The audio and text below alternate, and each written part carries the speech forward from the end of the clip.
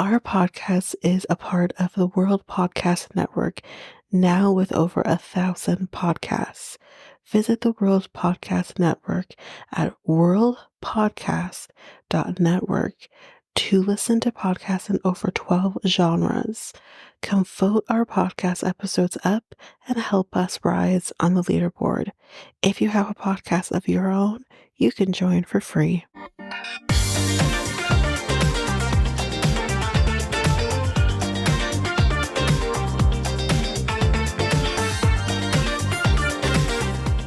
Welcome to Reality Tea Times 2, the podcast where we discuss all the trash reality TV we love to hate.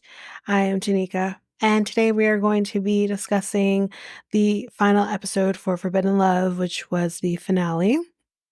That's what we're going to be talking about. But before we do, let's do some more hot goss. And again, it's going to be very Bachelorette heavy, but let's get through it. So, this is in regards to Maria. She's come out with a statement following the after the final rose.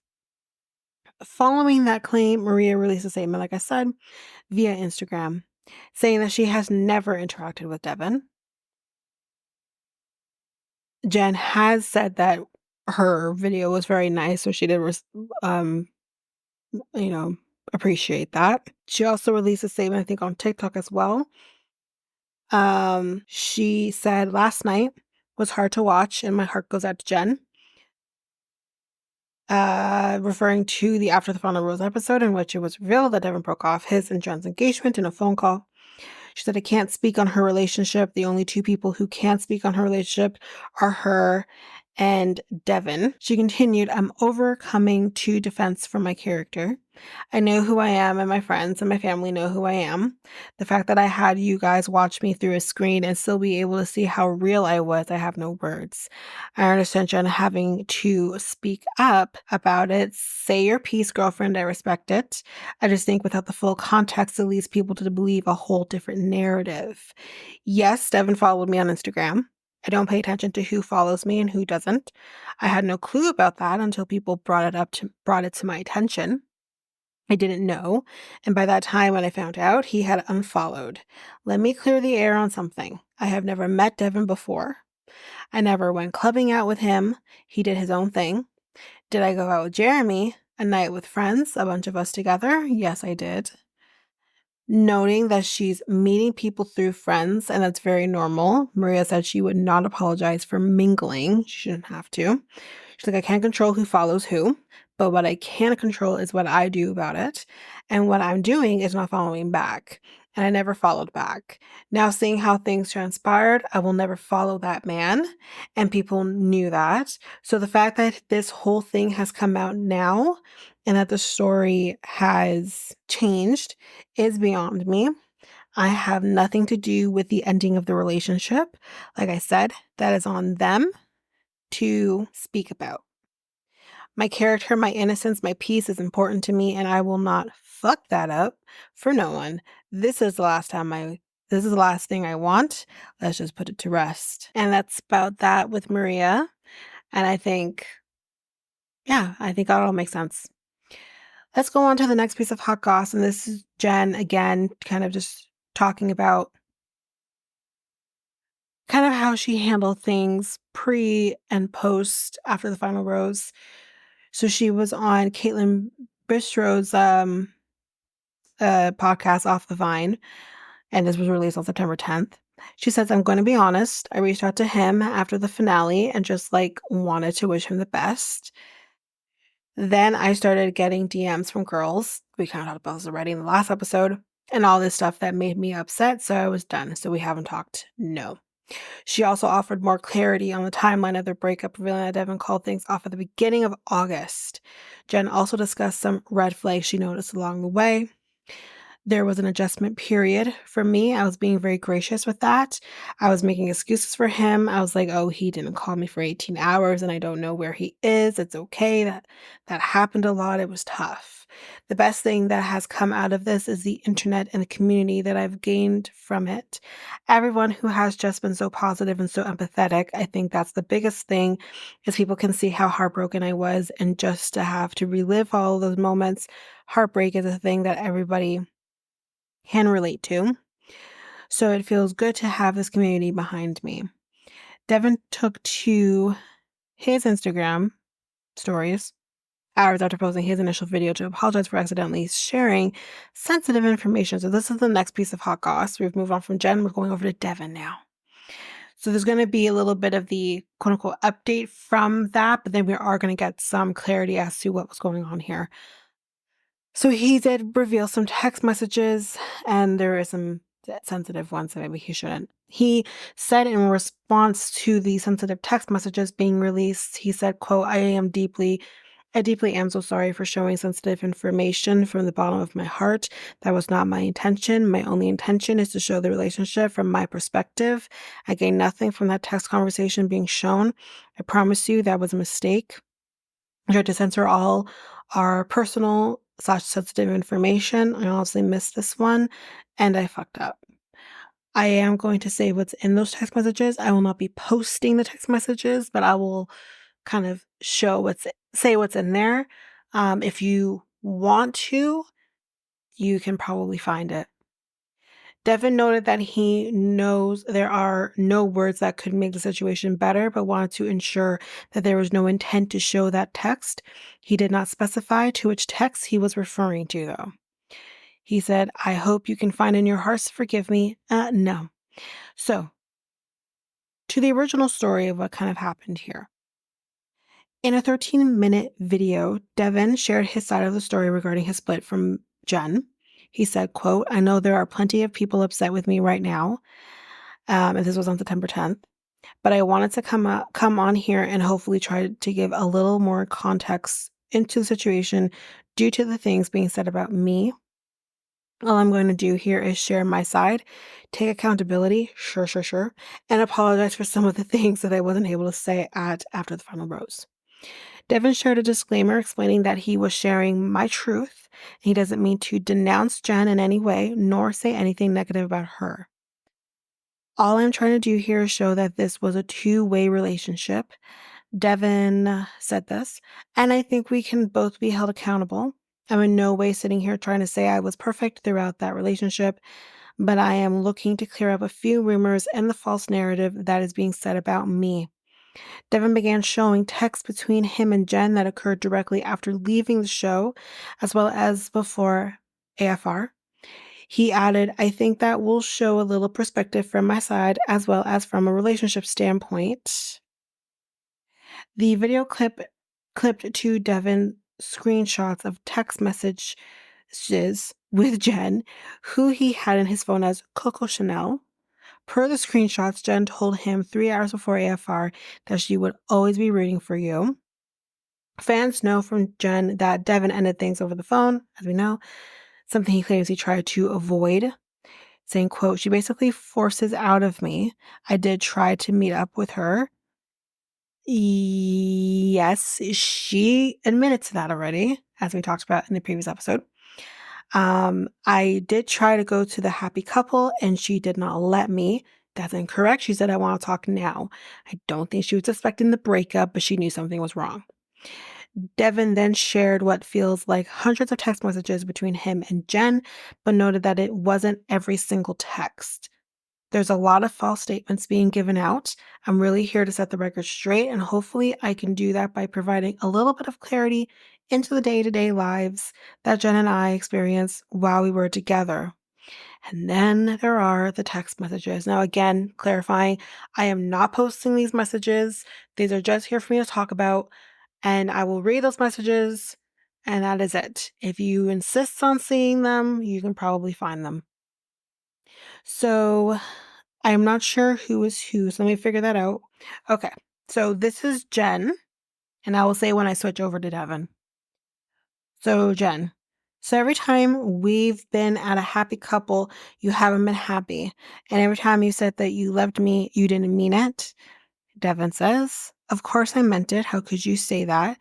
You can love people and they not work out. That's so unfair of you to put so one-sided. Jen responds with, and no, you don't understand how hurtful this is. You might have not taken our engagement seriously, but I did. You have no idea how I'm feeling right now. Devin responds with, I'm not happy now, and I felt it last happy couple. And I think you know that, even before it's been an issue with us every day. And there was something that's been deleted, I can tell that. Um, she responds back with, you said you've been feeling this way for 2 months. And that's basically the end of the text messages there. Devin noted that he felt it was offensive that there were claims he wasn't present in the relationship. From Devin's point of view, he thought he and Jen were on good terms leading to AFR. He said, I didn't want to fight with her. That wasn't my intention. I never intended to go up there and bicker. I felt that was what she needed in the moment, and that was that. Devin admitted that he and Jen both had made mistakes along the way post-show, but that his love for Jen was not something that I'm attempting to lie about. He added, it's not something I can fake. Continuing to say, as a man, I'm trying to support and love the best way that I can, but at the end of the day, I also have those feelings of anxiety too. Devin also clapped back at Jen's claim that he didn't want to pursue couples counseling, explaining that he scheduled multiple appointments with her. He noted that they went into a couple sessions together, while adding that they went to individual counseling with their respective therapists from the show. The reason I stopped going to couples counseling is due to the fact that Jen fired our original therapist without consulting me about it. I only had to find out through an email from our therapist saying that she's sorry things couldn't work out. I confronted Jen about this, and she never even gave me an explanation. All she could say was that she didn't like her and that she wasn't experienced enough. Devin noted that Jen's decision made him feel invalidated as a partner. She didn't tell me that she got rid of the therapist, and that's what really struck me in the wrong way. Because again, it felt no matter what I was saying, what I was doing, my opinions on the matter, they were being completely tossed to the side. Devin concluded the video by noting that he wasn't attempting to play the victim and was really here to try and explain my feelings and my side of the story because again, my truth I feel is important in this situation too. He continued, Jen, I really, really am sorry for the way things played out. My intentions were to never hurt you, and I'm sorry for that hurt that I've caused. And that is basically the end of that. The other thing, Hazel and Tariq have had their baby. I will post the picture. He is adorable. So that's basically it for Hot Goss. We've gone through everything that I have, but let's get into the reason that we are here. Forbidden Love, Season 1, Episode 8, the final episode. The things you do for love. Let's start with Laurie and Eli. So, it's test day. And they are going to go pick up Rabbi Block because he is unable to drive at the moment. We don't know why. And Rabbi Block, when they pick him up, he is a backseat driver. Go here, go there, turn left. What are you doing? This is the worst light. You're going to be sitting here for 3 minutes. And she says, listen, don't piss off Rabbi. I don't put him in a bad mood. And he's like, Rabbi Block says he's already in a bad mood. So we arrive and it's time for the test. But before she does excuse herself to the bathroom because she needs to throw up. She does that. And she comes back and she says, sorry, Rabbi, about that, just nerves. And he says, there's visitation. You're not ready. We'll pack up and we'll leave. And she's like, no, I'm good. I'm like, so we see her doing the test. She is kind of struggling in the beginning, but I think once she's able to kind of get her head into it, she's doing a lot better. And he does ask her, why do you want to be Jewish? And I was worried she was going to say Eli, because that would have definitely not gotten her to be Jewish. But she says, it's important to have God in my life. I didn't have that. I veered off when I was younger. We know why. And she's like, I feel like I would be lost without God. And Rabbi Block says, well, you did well. You're Jewish.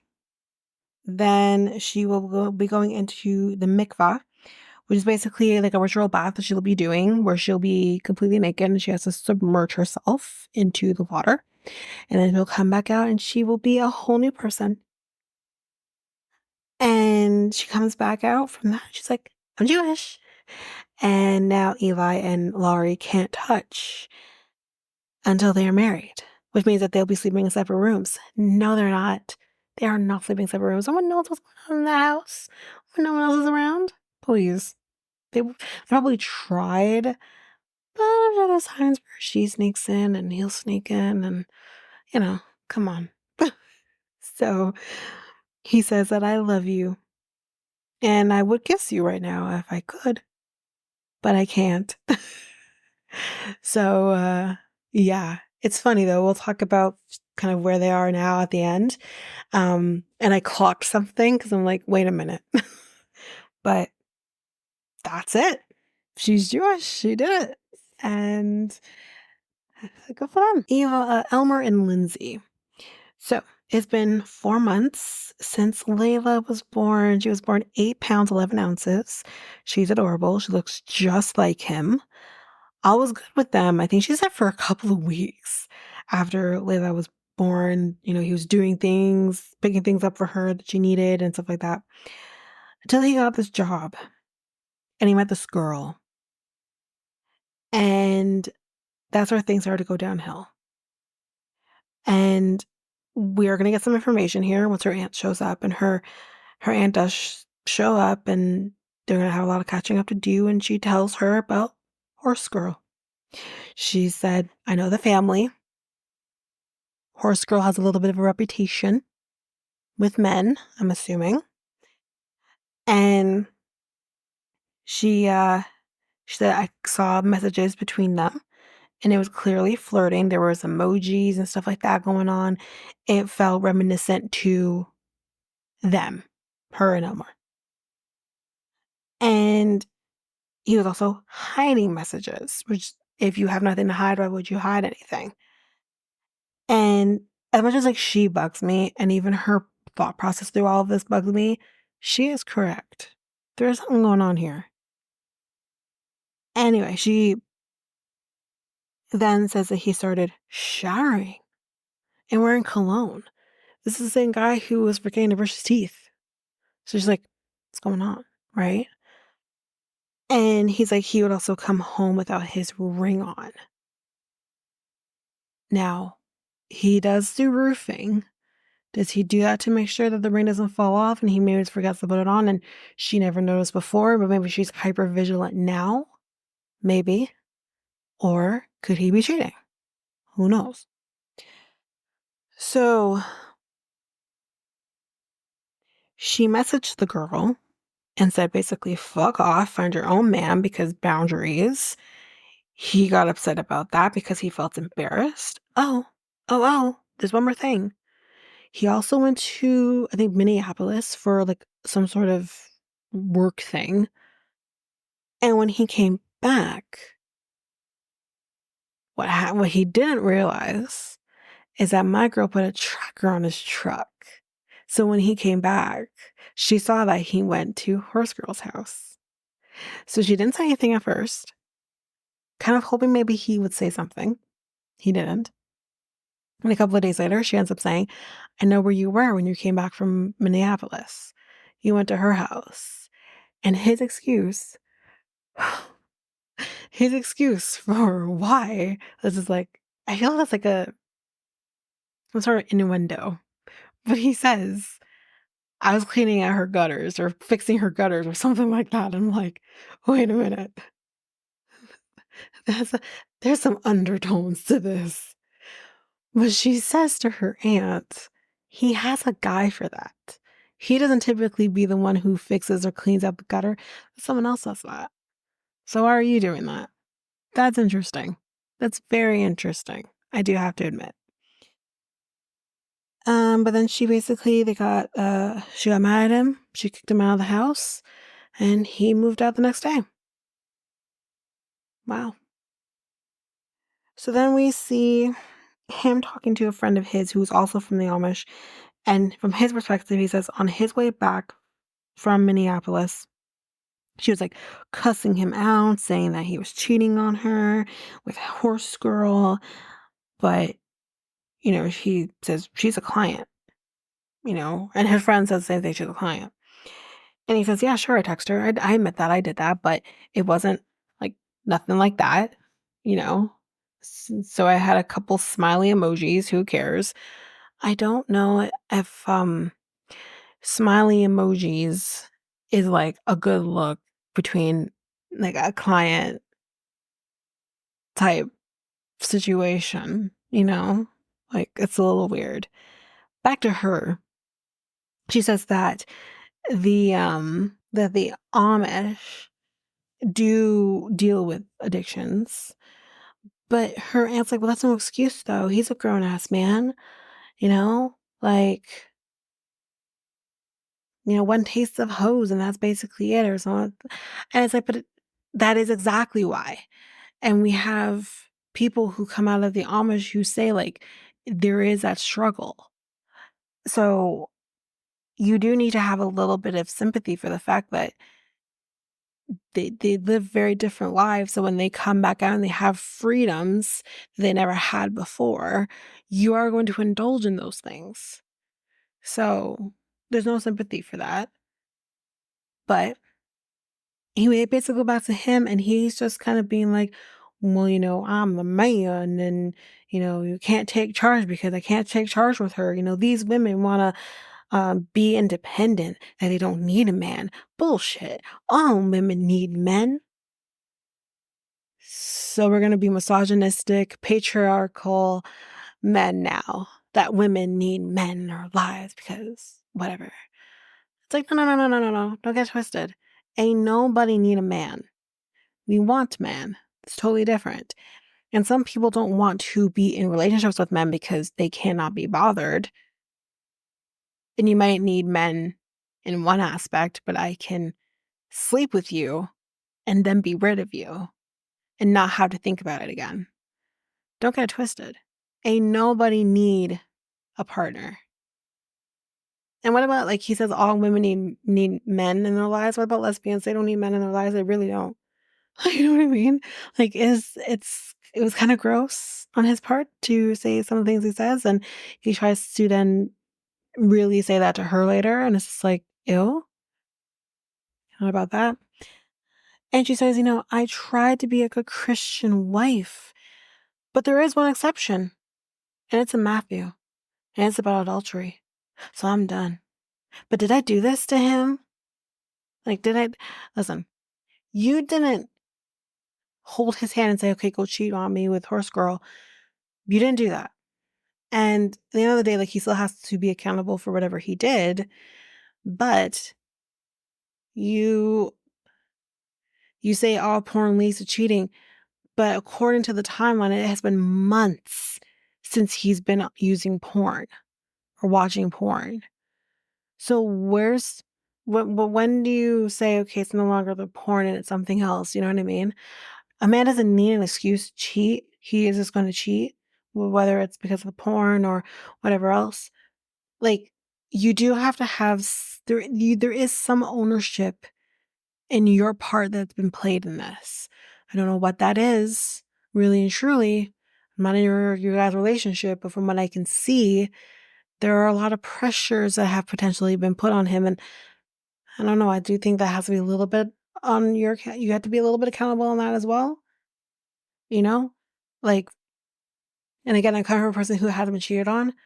I have parts to play in that too. I'm not saying it's my fault. I didn't make him do that or make whoever do that. I didn't make them do anything. There are ways you can handle yourself, but I have a part to play in it.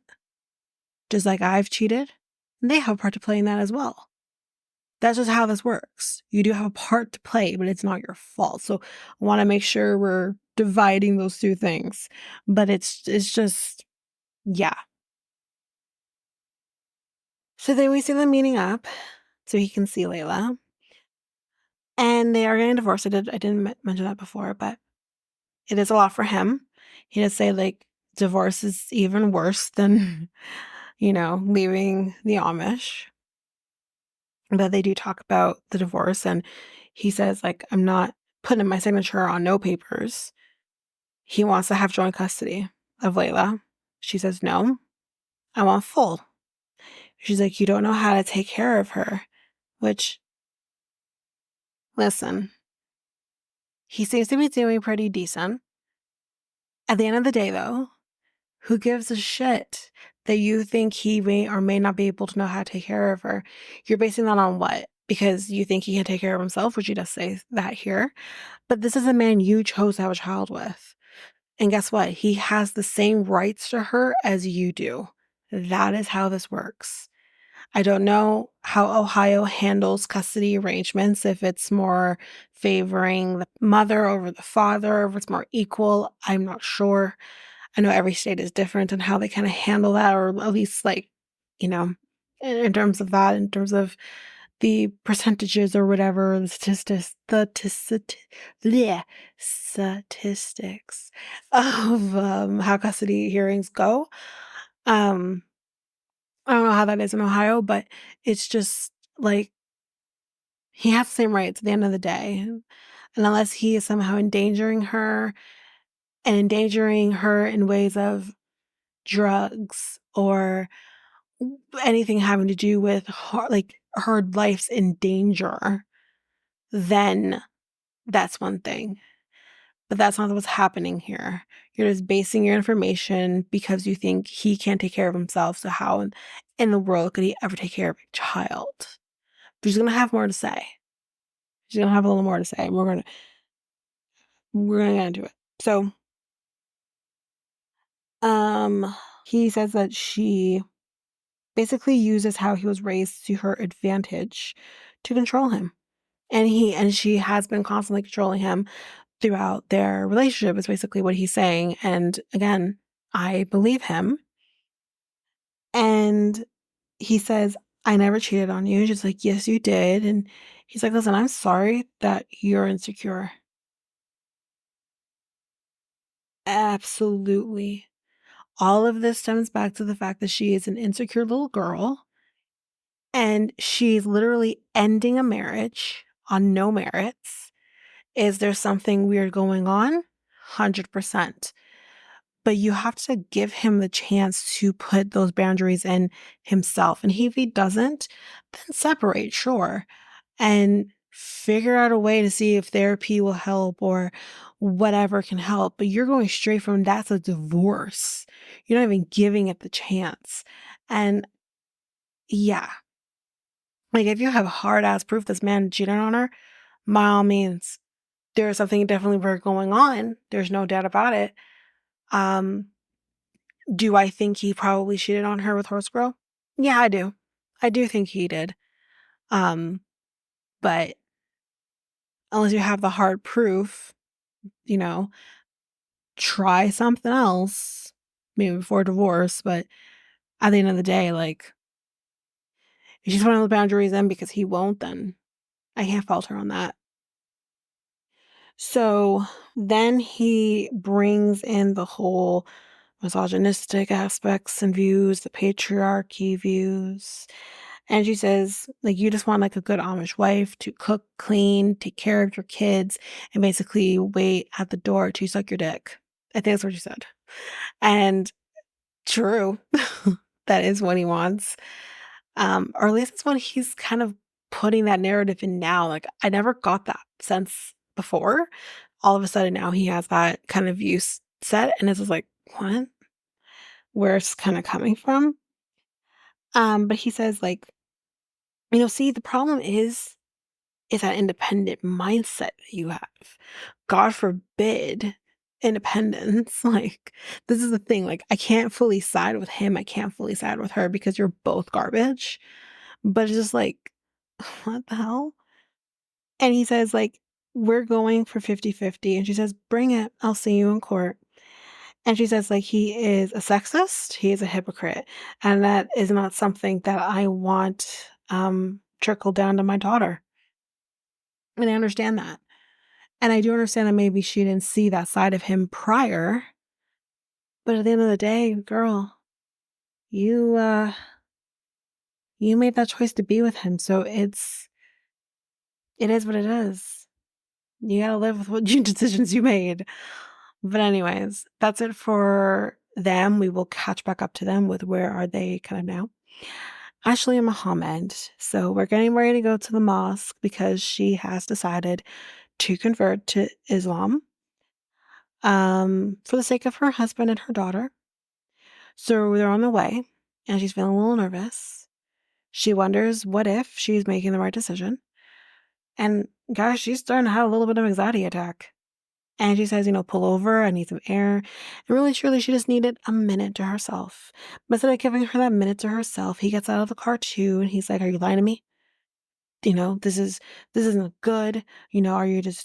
Are you doing this for us? Like, are you going to do this? She's like, you're not even giving me a chance to speak. And he's like, I'm just afraid you're not going to do it. And that's understandable. But she says, I need a minute. And she walks away at this point. She just needed a minute. She needed to collect herself because this is a big deal. And honestly, if I was Muhammad, I would be looking at that. Yes, I have my own fears, but I'd be looking at being like, then she's really taking this seriously. Like she really is taking this serious because this is a big deal for her. It's not like Nicole who just gets married to Mahmoud and converts to Islam so she can have sex with the guy. This isn't that. She is really taking this seriously. So I think that she needs to have a little bit of compassion for that. But she does come back over to him and she says, I am nervous. She's like, can I still be me and be a Muslim? And he's like, well, what do you mean? And she's like, I don't want you to think that I'm going to be changing who I am just because I'm converting. Like, I am still going to be me. And I think for the first time, I see him be a husband in this moment. And he says to her, I will not force you in the future. I'll be right there beside you. And I thought that was very sweet. So we're at the mosque and we have this guy here who's going to be doing her, I think it's Shahada. I think hopefully I said that right, guys. And the guy's like, okay, I'm going to say it in Arabic first, and then we're going to say it in English. So she has to do both in Arabic and English. And while she's saying it, she's getting very emotional and crying, but she gets through it. And she's now a Muslim. And she says to the producers, like, I was kind of hoping that I would feel something while saying it, but I'm not just saying it. And I definitely felt something. And she knows that she's made the right choice to convert to Islam. And I'm happy for her that she feels like she's right where she needs to be. That's all that matters to me as the viewer. That she wasn't just doing this because of her husband, that she was doing it because she feels that this is the right thing for her. And I definitely saw that. And I was getting emotional with her getting emotional because it's a big deal. So they're good now. We're good. Let's move on to our final couple. And there's not a lot here to talk about this because this is more screaming and yelling, but Lensa and Chris. And yes, like I said, she's still yelling, calling him a thought. And he says, like, I don't know this, or she says, sorry, I don't know this person. Oh, no, sorry, back up. Because she does say that to him too. He says that I don't know who the person is. She's a rando on social media. And, he didn't like talk to her. And she says, no, I don't know you, bitch. Bye. Bye. And she's like, you like, she's like, I'm not one of your basic bitches from Cincinnati. Yikes, is that a hit on Ohio? Those are fighting words. What does Cincinnati got to do with this? Anyway, her friend's picking her up, and she's like giggling in the car too with this whole situation. And she's like, I'm never talking to you again. Get away, um, from me. She doesn't want nothing to do with him. And he's like, talk to me. Just talk to me. Like, he's like, I don't understand where this is all coming from. Just talk to me. She's like, I don't want to talk to you. And she's like, I'm breaking up with you because I want to. And she drives off with her friend, and he says, listen, I feel like she's looking for a reason to end this relationship because of her parents, and she found the excuse and she ran with it. I agree. 100%. She irritated me through this. If you don't wanna be with him, then don't be with him. If you knew that this was gonna be an issue moving forward because you know your parents, then don't be with him. You played games with him. You had this man move from Cincinnati to Grand Rapids. I don't know where Ohio is in comparison to Michigan, but I know where Michigan is because y'all are underneath me. So it's just like, you made this man literally go like from one place to the next place, talking about converting to your religion, and you're just gonna go do the switch up because mommy and daddy are mad because the religion says so? Like, I understand that, but if your parents literally said, we're done. We tried this twice with you, it didn't work. And our hands up in the air. You do you at this point. You're still young. You'll figure it out. And you're young and you figure it out because they said so. And then they want to have a problem. And then you want to be like, oh my God, mommy and daddy are mad at me. So, like, you could still live in your truth without them. And maybe one day they would come up to the idea of him, especially due to the fact that this man chose to convert and was choosing to convert for you. That maybe one day they could have figured it out. You are a 30-something-year-old woman and you can't be with that mom and dad for maybe a year, maybe 2 years until they can come around to the idea? Okay. Like, I think the only person who is basic in this equation right now is you. You. Because you're about to throw away a good thing with a good guy who's gonna go through hell and back for you nonetheless, despite everything. And you wanna go and not be with that guy because mom and dad said so? I don't know. But anyway, that's it for them. Let's do the where are they now? So we start off with Elmer and Lindsey, who are in the process of finalizing their divorce and working out their custody agreement. Lindsey has sworn off younger men and is now in a relationship with an older English man. Elmer found a new use for his phone, and that is the dating app. He still has no relationship with his Amish family, though. Next, Ashley is committed to being a good Muslim role model for her daughter. She and Muhammad have been making more of an effort to be in each of their families' lives. There we go. And Ashley has even stopped breaking Abdul's things. That is a start. Chris and Lensa tried to get back together, but it did not work out. We see her with her parents and her dad especially, and she's like, he says to her, "You crossed the line." He says to her, "You crossed the line. Sir, you crossed the line. You crossed the line with your face. I'm confused." And yes, I am going to talk about his face because I don't like him. I don't even know the man, but I don't like him. Because for you to sit there and talk to your daughter in such a way and say you crossed the line, you're gross. It's so gross. Um, and she says, like a good little girl, "You are absolutely correct." And her dad is like smiling because he loves to be told he's right.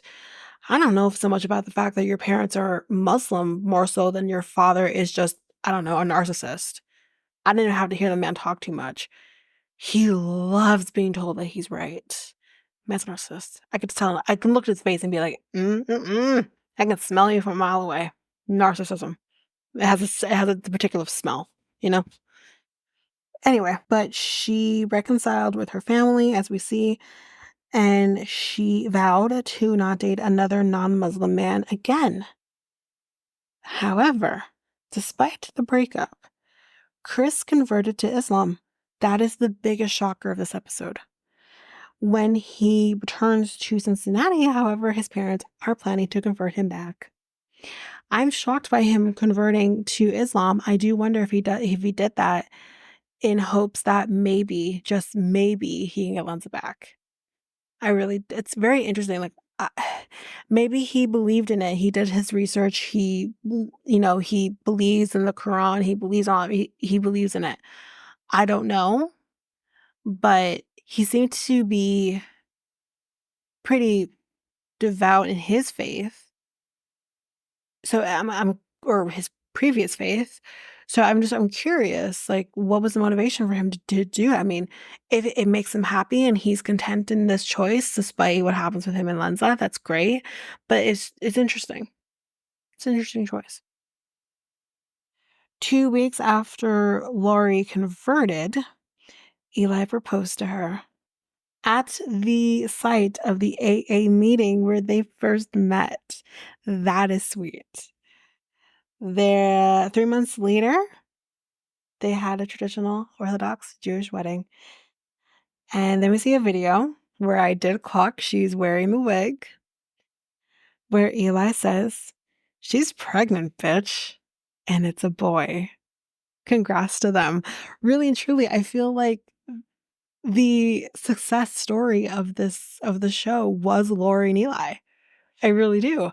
And I thought for sure there's no way in hell. But I feel like the success story is them. Um, Muhammad and Ashley, I mean, yes, they were successful. I mean, they were already married, but they were successful because she did end up converting and they seemed to be happier and everything with the families and stuff. But I still wasn't really rooting for them.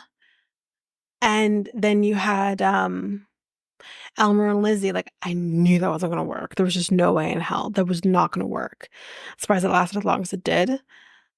And the same thing with kind of Lensa and Chris. It's like, I think I recalled thinking if they can come to some sort of agreement on religion, then I think that's the biggest hurdle for them. I completely forgot about the fact that actually probably the biggest hurdle for them was her parents. And that's exactly what she did. She had to do what she had to do. And it's just, I don't particularly like how she did it, but she did it. Can't get mad at that, I guess. But all in all, this was a pretty decent season. A decent show.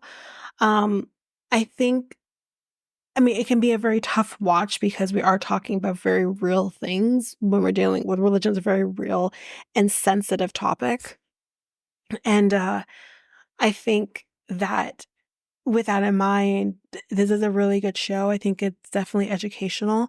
I love that they had an Orthodox Jew on this because I feel like I did not know enough. I did learn about Orthodox Judaism in school, but I don't think I retained a thing. Um, and I feel like I had learned a lot from this. Um, I am confused, although Amish is a religion, I feel like there is a place for someone like Elmer and Lindsey, and it wasn't this.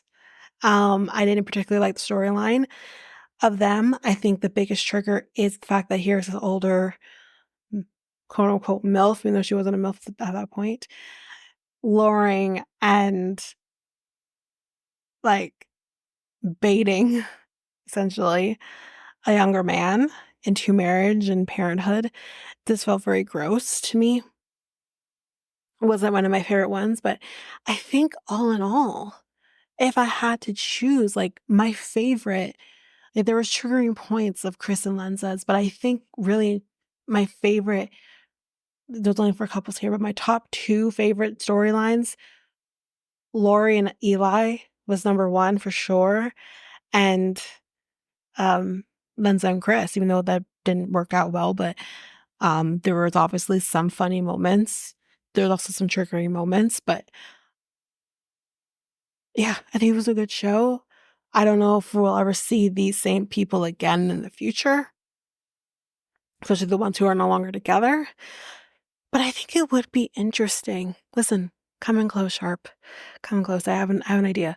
I think it would be a great idea to see Laurie and Eli again, to see how they're navigating through marriage with a kid the first kid and kind of navigating through Orthodox Judaism with a baby and how that's going to look for both sides of the family.